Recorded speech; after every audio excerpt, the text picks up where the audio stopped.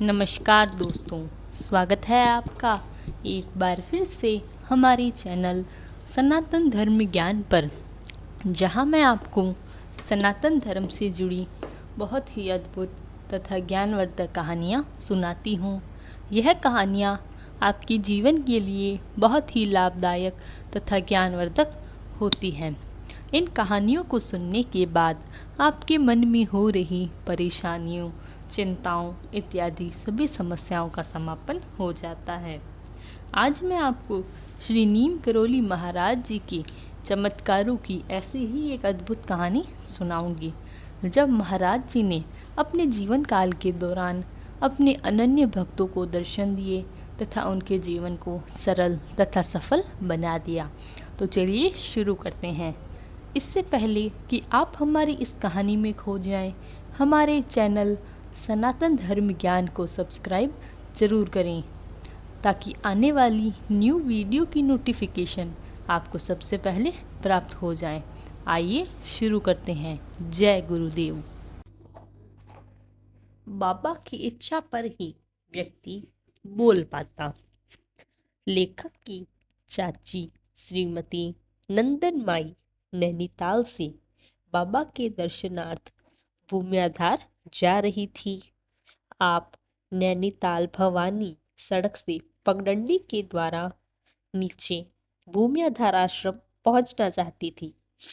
आपने ऊपर से देखा कि नीचे मंदिर की सड़क पर कुछ दूर एक मोड़ के पास बाबा का दरबार लगा था।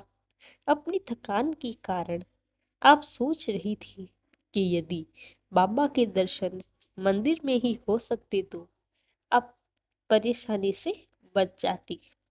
इसके बाद ही आप जैसे जैसे मंदिर के निकट पहुंचती जा रही थी, आपको बाबा अधिकाधिक स्पष्ट रूप से मंदिर के चबूतरे में विराजमान दिखाई दे रहे थे।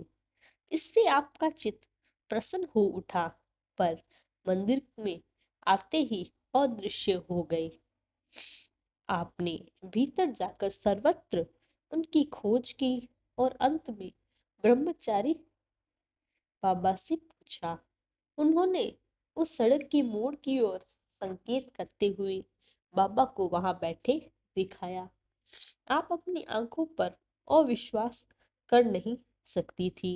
इस कारण बाबा की इस लीला से आप चकित रह गई।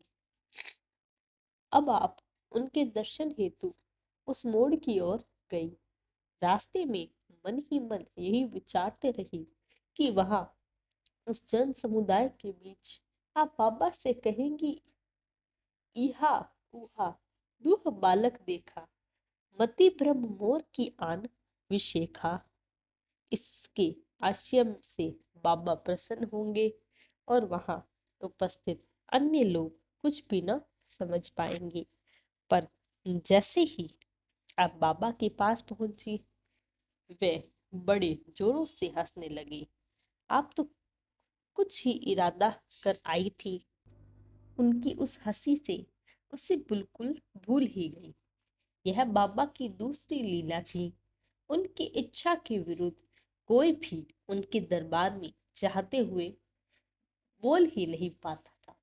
ऐसे ही हमारे जीवन में भी हम कुछ कार्य करते हैं और कई बार वे कार्य असफल हो जाते हैं, क्योंकि उन कार्यों पर महाराज जी की इच्छा नहीं होती है, या कहें कि वह कार्य शायद हमारे लिए अच्छे ही नहीं थे। इसीलिए महाराज जी द्वारा उन कार्यों को किसी न किसी रूप में रोक दिया जाता है, क्योंकि शायद गत भविष्य में वो हमारे लिए और लाभकारी भी हो सकते थे। इसीलिए हमें भी कोई भी कार्य करने से पहले बहुत बार सोच लेना चाहिए, महाराज जी की आराधना करनी चाहिए, जिससे महाराज जी हमें सद्मार्ग दिखाते हैं और हम अपने कार्यों में सफलता को प्राप्त करते हैं। ऐसी ही महाराज जी की अद्भुत कथाओं के लिए हमारे चैनल सनातन धर्म ज्ञान को सब्सक्राइब और वीडियो को लाइक कमेंट शेयर जरूर करें। तब तक के लिए धन्यवाद। आपका दिन मंगलमय हो। जय गुरुदेव।